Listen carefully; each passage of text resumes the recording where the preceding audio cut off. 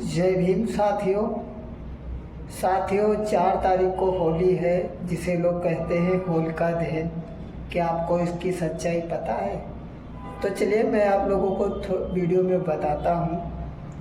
ऐसा मानना है कि जो सदियों से चली आई ऐसी परंपराओं को हम सभी को मिटाना चाहिए। तो प्रतिज्ञा लें और ये वादा करें मुझसे कि ऐसी परंपराओं को ख़त्म करना आप सभी की जिम्मेदारी है।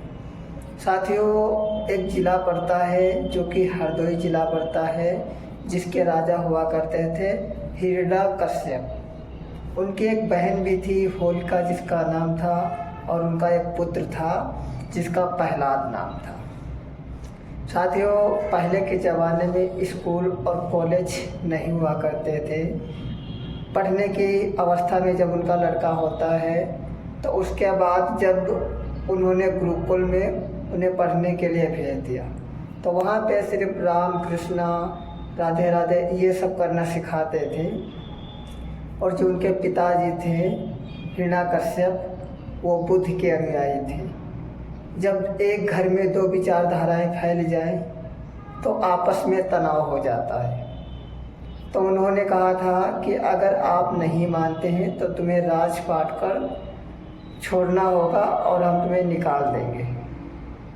तो प्रहलाद नहीं मानते हैं और हिरण्यकश्यप जो हरदोई के राजा हुआ करते थे तो उनको अपने राज्य से निकाल दिया।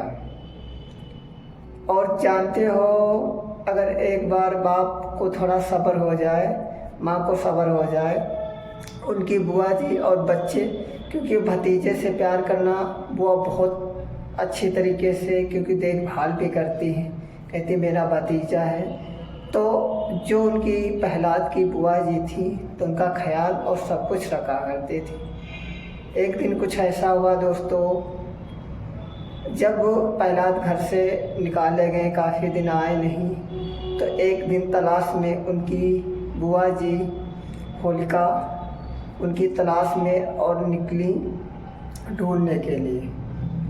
तो जब वो पाखंडियों से पूछा उन्होंने प्रहलाद को कहीं देखा आपने क्या, तो उन्होंने कहा कि गांव से बाहर गए हैं, क्योंकि उनके प्रति गंदी सोच चलने लगी और होलिका के साथ उन्होंने गंदा घिनौना कृत्य सोचने लगे।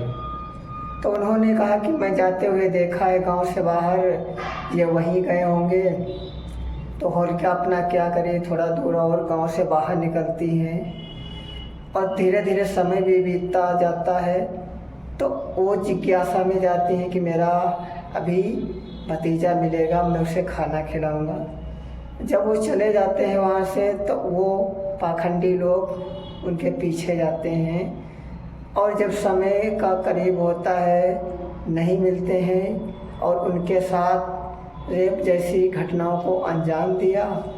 और जब रात पूरी बीतने के बाद जब सुबह हुआ तो उन्होंने सोचा, पाखंडियों ने, अगर राजा को पता चल जाएगा तो हम लोगों को बहुत कड़ी सज़ा मिलेगी। जब उन्होंने ये बातें सोची और उन्होंने कहा कि अब इस लाश को तो मुझे ठिकाने लगाना होगा। होलिका का ऐसा शरीर हो गया था और वो अपने आप में जीवित महसूस भी नहीं कर पा रही थी।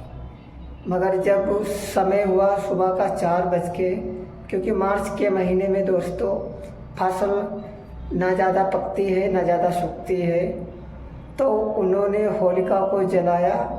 कहीं गन्ने की पाती से, कहीं गेहूँ के उखाड़ के, कहीं कुछ उन्होंने सब जैसे जला दिया जिंदा ही। इसीलिए दोस्तों गांव से बाहर होली जलाई जाती है दिन के 4 बजे। और जब बात आई वहाँ पे पाखंडियों ने कहा कि देखो, राज्य में कहा कि देखो होलिका के साथ साथ प्रहलाद भी था, क्योंकि वो श्री राम का पुजारी था, तो इसलिए नहीं जला।